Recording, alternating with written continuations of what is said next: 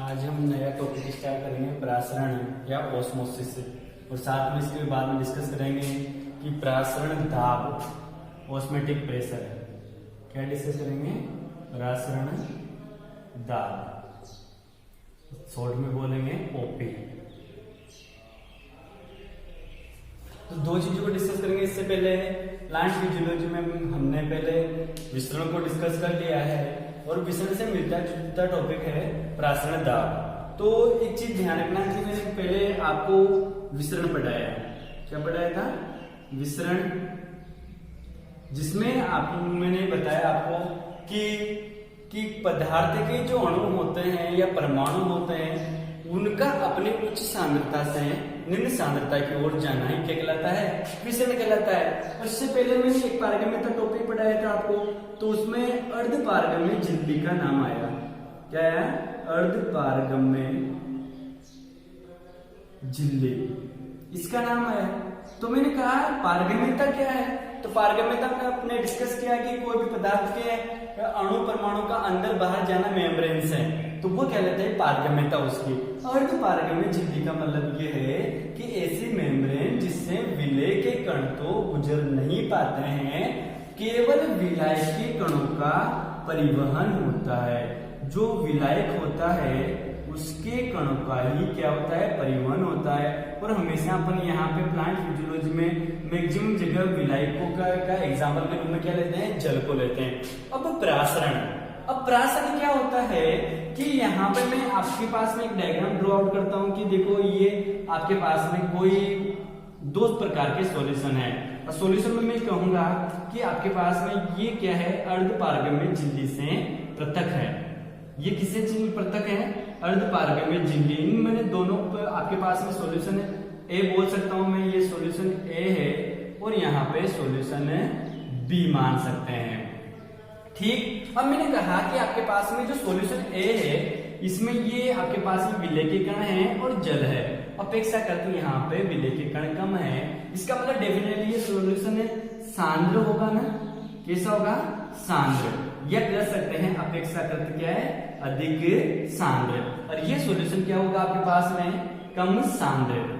अब देखते हैं आप कि यहाँ पे सॉल्यूशन जो बी है वो कम सांद्र है और सॉल्यूशन ए है वो अधिक सांद्र है। और अपन क्या देख रहे हैं? अर्धपारगम्य झिल्ली से दोनों ही क्या है? पृथक हो रहे हैं। तो अब देखो अर्धपारगम्य झिल्ली से पृथक है, तो आप ये कहते हैं कि विलायक के अणु गुजरेंगे, तो इसका मतलब विलय के अणु तो गुजर नहीं सकते, केवल विलायक के अणु गुजरेंगे। अब मैंने कहा कि प्रासरण होता क्या है, तो आप ये कहेंगे कि विलायक के अणुओं का, किसका? विलायक के अणुओं का अपनी उच्च सांद्रता से, तो ये उच्च सांद्रता से निम्न सांद्रता की ओर गमन। केवल विलायक के, देखो यहाँ पे बात होगी केवल विलायक की। आप विलय के कणों की बात नहीं करेंगे, विलयन की बात नहीं करेंगे। विलायक के जो कण हैं उनका अपनी उच्च सांद्रता से निम्न सांद्रता की ओर जो गमन होगा, वही क्या कहलाएगा आपके पास में? प्रासरण कहलाता है। और किससे होगा? अर्धपारगम्य। तो डेफिनेशन क्या मिली आपके?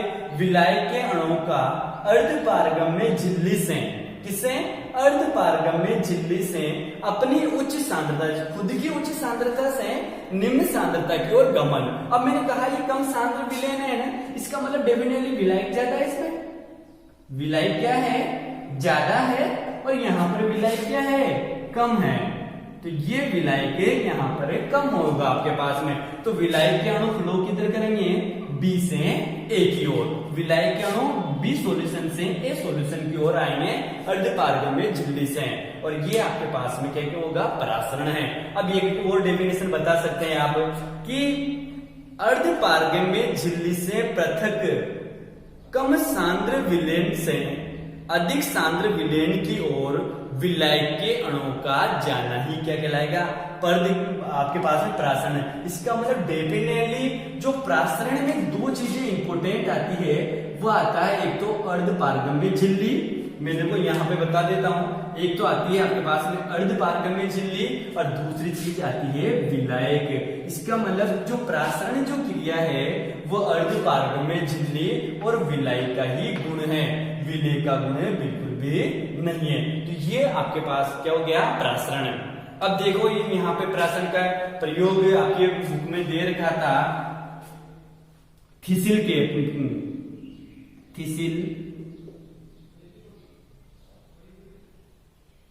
नलिका की बोल सकते हैं, इसका आपके पास में था थोड़ा सा। तो थिसिल नलिका में यहाँ पे प्रयोग के द्वारा समझाया और प्रयोग के द्वारा साबित किया कि प्रासरण क्या होता है। तो आप देखते हैं कि यहाँ पे मैं कहूंगा कि ये बाय द वे कोई आपके पास में केप थी आपके पास में, और मैंने कहा इसको आप यहाँ अर्ध पारगम्य झिल्ली से कवर करते हैं। ये अर्ध पारगम्य झिल्ली, और अंदर आप क्या करते हैं कि यहाँ शक्कर का घोल डाल देते हैं। क्या डालते हैं, शक्कर का घोल, और इसको किस में रख देते हैं, जल में। तो यहाँ पे मैं इसको किस में रख दूंगा, जल में। जैसे जल में रखते हैं तो अर्ध पारगम्य झिल्ली से जल के अणु किस में प्रवेश करेंगे, इसके अंदर, और ये यहाँ पे इसका आपके पास में जो ऊंचाई है सॉल्यूशन की वो धीरे धीरे बढ़ती है। तो ये प्रासरण को साबित कर रहा है। अब ये बात आती है थोड़ी सी इसकी स्टोरी की। तो यहाँ हिस्ट्री देखते हैं यहाँ पे, तो यहाँ पे नाम आता है एबी नोलेट का। किसका नाम आता है, एबी नोलेट। तो ये एबी नोलेट आपके पास में जो वैज्ञानिक है, इन्होंने प्रासरण की खोज की।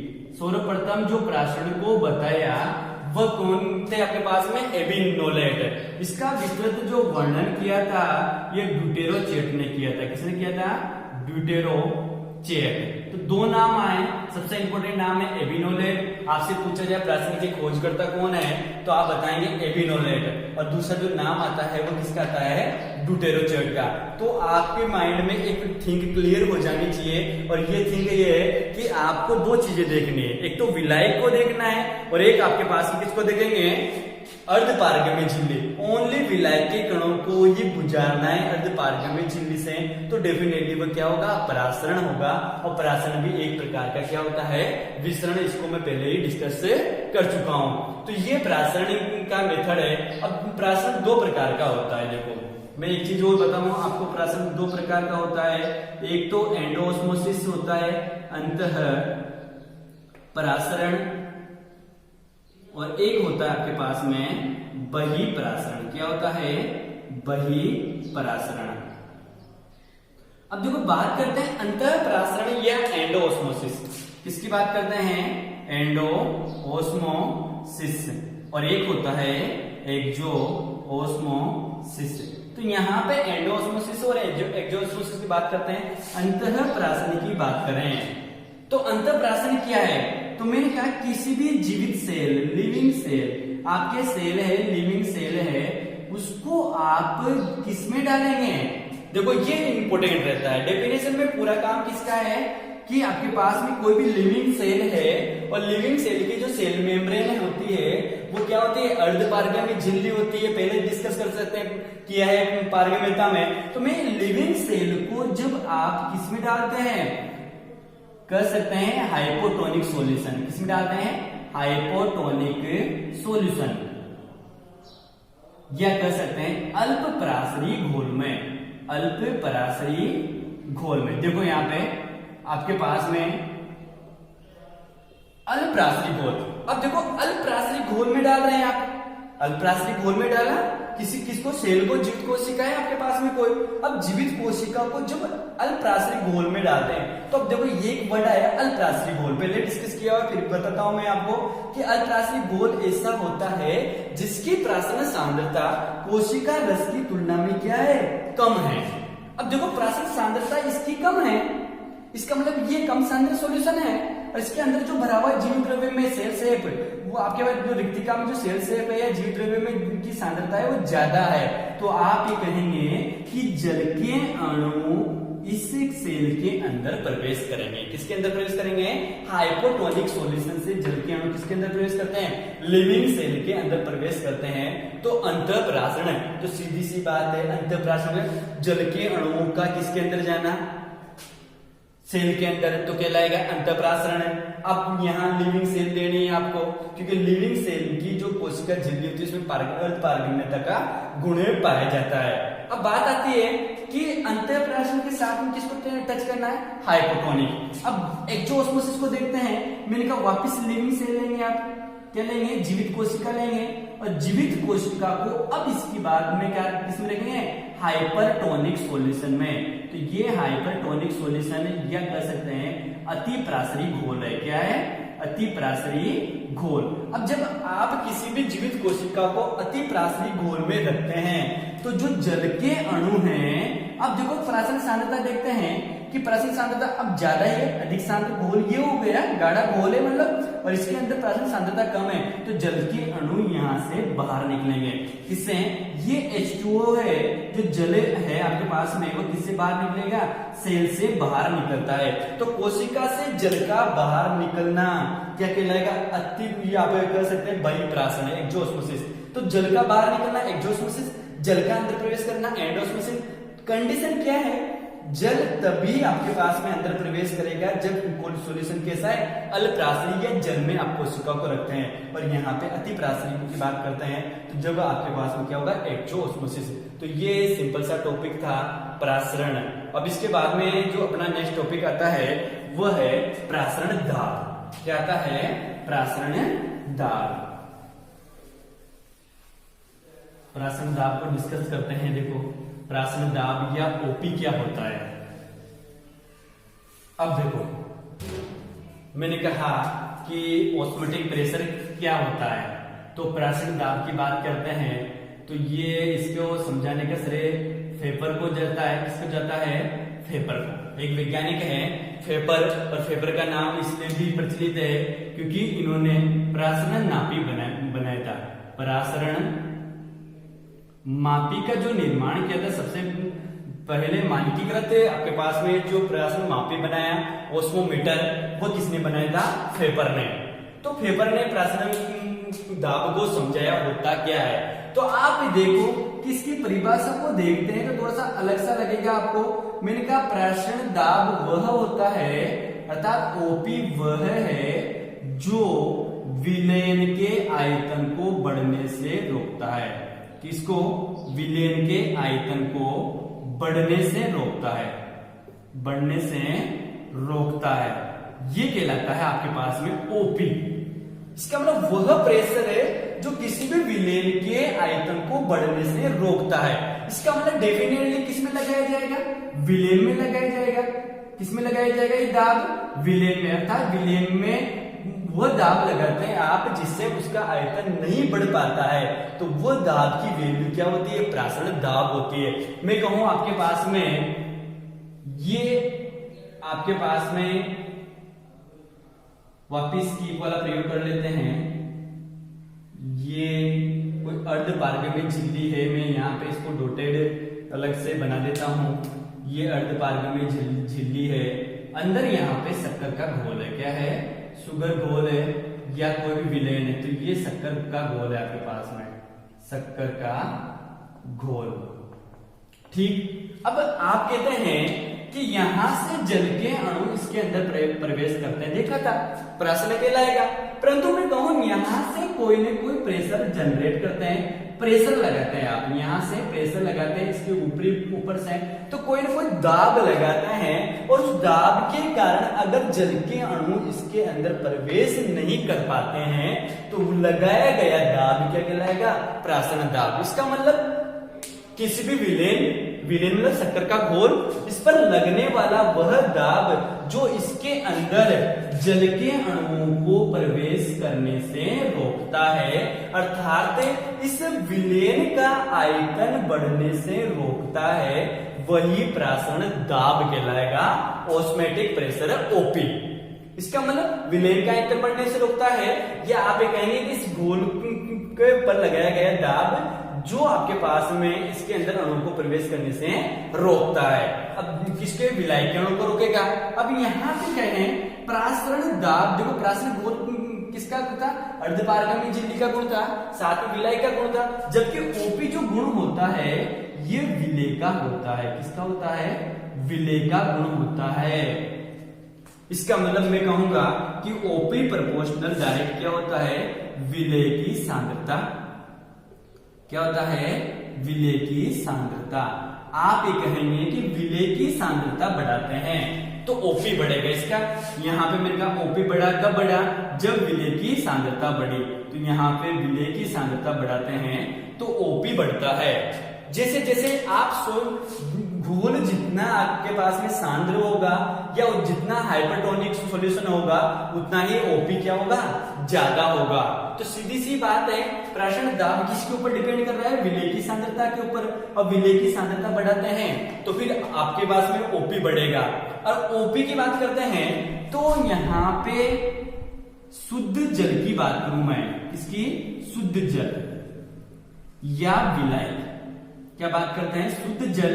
मैंने कहा जल को क्या बोलूंगा मैं? विलायक। और शुद्ध जल, अब बताओ ये शुद्ध जल में कोई विलेय के कण है क्या? नहीं है। तो शुद्ध जल में विलेय के कण नहीं है। देखो विलेय की सांद्रता नहीं है और विलेय की सांद्रता नहीं है तो ओपी क्या हो जाएगा? 0। किसी भी शुद्ध जल का ओपी या विलायक का आपके पास में जो ओपी है वो क्या कहलाएगा? 0 होगा। और विलेय का आपके पास में ओपी, विलेय जो विलेयन होता है उसका कुछ न कुछ ओपी होगा। इसका मतलब विलेयन का ओपी हमेशा विलायक के ओपी से ज्यादा होता है।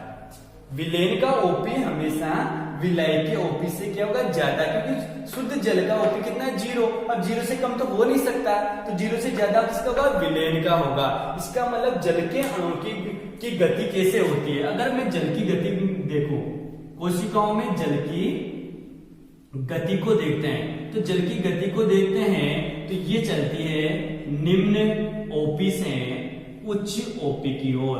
किधर चलेगी? निम्न ओपी से उच्च ओपी की ओर। हमेशा जल की गति निम्न या लो ओपी से उच्च ओपी की ओर होती है। फिर कुछ इंपॉर्टेंट जो फैक्टर आता है, एक नीट में क्वेश्चन पूछा जाता है जनरली, तो देखो ये बनता है आपके पास में कि प्लांट को देखते हैं आप। प्लांट में देखा जाए तो ओपी का रेशो क्या है? मैं कहूंगा रूट में ओपी सबसे कम होता है, उसके बाद में यहाँ पे स्टेम का ओपी होता है और सबसे ज्यादा लीफ का ओपी होगा। अब कैसे? मैंने कहा रूट का ओपी सबसे कम है और लीफ का सबसे ज्यादा है। और जल की गति किधर से किधर हो रही है? निम्न ओपी से उच्च ओपी की ओर। तो जैसे जैसे इधर चल रहे पत्तियों की ओर ओपी बढ़ रहा है और ओपी बढ़ रहा है तो डेफिनेटली आपने देखा होगा पौधे में जल का फ्लो भी कैसे होगा? रूट से लेकर लीफ तक होता है, क्योंकि निम्न ओपी किसका है? रूट का है। अब यहाँ पे लीफ का ओपी ज्यादा क्यों है? क्योंकि लीफ में फोटोसिंथेसिस होता है और फोटोसिंथेसिस से बनेगा आपके पास में ग्लूकोज, और ग्लूकोज क्या है? विलेय। और इसका मतलब यहाँ पे विलेय ज्यादा है और विलेय ज्यादा है तो ओपी भी बढ़ेगा। तो रूट का ओपी सबसे कम होता है, लीफ का ज्यादा होता है। अब बात आती है, अगर मैं अलग अलग क्लाइमेट में होने वाले पौधों की बात करूं तो उनमें ओपी का रेशो क्या रहता है? तो सबसे पहली बात हेलोफाइट का ओपी मैक्सिमम, उसके बाद में जीरोफाइट का ओपी, मरुद्भिद पौधों का ओपी उससे कम होता है। उसके बाद में मीजोफाइट का ओपी होता है। क्या होता है? मीजोफाइट। और सबसे कम होता है हेलोफाइट। अरे जहां पे भी जल बढ़ गया ना तो वहां हाइड्रोफाइट। क्या होता है? हाइड्रोफाइट। तो हाइड्रोफाइट का ओपी आपके पास में सबसे कम होता है। तो हेलोफाइट कहाँ होते हैं? लवणोद्भिद पौधे हैं, लवण में उगेंगे और लवण की सांद्रता बढ़ेगी तो ओपी भी बढ़ेगा। फिर यहाँ पे जीरोफाइट का ओपी कम होगा क्योंकि जल कम होता है, कम जलीय पौधे हैं। और मीजोफाइट में थोड़ा बहुत जल होता है। हाइड्रोफाइट तो जलीय पौधे हैं तो यहाँ पे ओपी क्या हो जाएगा? सबसे कम। तो ये 3-4 फैक्टर याद रखने। शुद्ध जल का ओपी, विलेन का ओपी ज्यादा होता है, विलायक का कम होता है, रूट का ओपी सबसे कम होता है, लीफ का ज्यादा होता है, और हेलोफाइट का जो ओपी होता है मैक्सिमम होता है।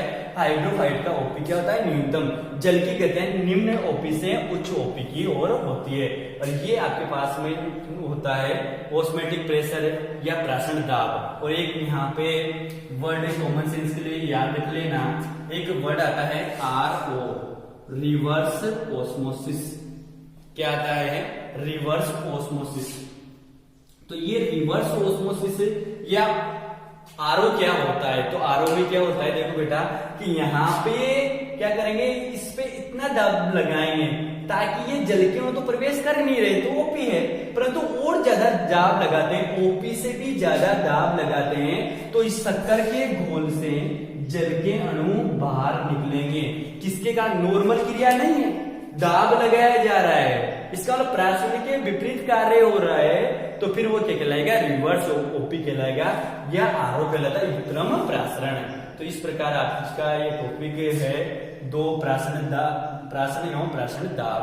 तो ये आपके पास में यहाँ से, क्योंकि आगे का पूरा चैप्टर इंपोर्टेंट है, तो ये ओपी प्रासरण और विसरण समझ में आना चाहिए, तब जाके थोड़ा सा सही रहेगा। फिर भी मैं इसकी सिग्निफिकेंसी बता देता हूँ कि पौधों की में जल का परिवहन किसके ऊपर डिपेंड करता है? प्रासरण के। मैंने कहा रूट में जल का प्रवेश करना, रूट में मृदा जल का प्रवेश करना किसके ऊपर डिपेंड करेगा? प्रासरण। मैंने कहा छुई मुई का नाम सुना होगा आपने, छुई मुई में दाबानुकुंचन गति होती है ना, दाबानुकुंचन गति, ये भी किसके ऊपर डिपेंड करती है? प्रासरण। तो जल का परिवहन पौधों में एक कोशिका से दूसरी कोशिका में, या रूट मृदा जल का जड़ों में प्रवेश करना, और छुई मुई में दाबानुकुंचन गति भी किसके ऊपर डिपेंड कर रही है? प्रासरण। और साथ में कहेंगे इंपोर्टेंट, रंध्रों का खुलना और बंद होना, रंध्रों का खुलना व बंद होना, रंध्रों का खुलना और बंद होना भी किसके ऊपर डिपेंड है? प्रासरण। तो आपसे प्रासरण के यूजेस पूछे जाए तो आप क्या बताएंगे? जल का परिवहन, रूट मृदा जल का जड़ों में प्रवेश करना, छुई मुई में दाबानुकुंचन। छुई मुई में क्या होता है? जैसे टच करते हैं तो वहां पर पत्तियां शिथिल या पुष्प शिथिल हो जाता है, तो ये छुई मुई होती है। और रंध्रों का खुलना और बंद होना भी किसके ऊपर डिपेंड है? प्रासरण दाब या प्रासरण की क्रिया पर निर्भर करता है। Thank you very much.